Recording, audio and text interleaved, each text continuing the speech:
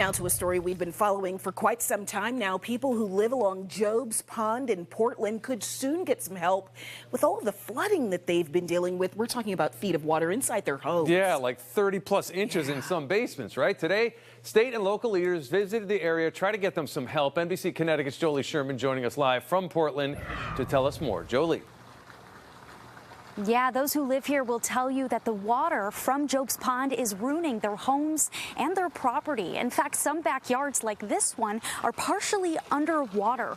Now, the man who lives here told us that he's seen neighbors' boats wash up on his property. If we turn the camera over to the right, you can see this gray canoe over here. That's not his. That boat does not belong to him. Now, he also says that he's worried he could lose his back porch if the ground gets too wet. And he's already spent more than $10,000 on sump pumps to save his basement.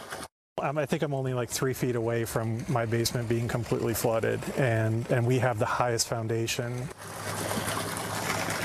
Now, state and local leaders visited the area today, including Senator Richard Blumenthal. He says he aims to get federal funding to stop the flooding and protect people's homes and property.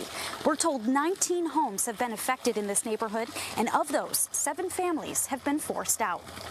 It really involves your finances, your quality of life, and environmental values that we all share. I want to see what we can do to remedy the kinds of flooding that make life unbearable and unacceptable for folks who live on Job's Pond. Now, environmentalists say Job's Pond doesn't have an outlet, which is why, especially when it rains heavy, when there's heavy rain, the water gets stuck. Now, they do say that they want to work with the town to develop a watershed plan and find a way to create an outlet in this pond. They also say that they're still assessing the damage and also figuring out how much all of this will cost. For now, live in Portland, Jolie Sherman, NBC Connecticut News.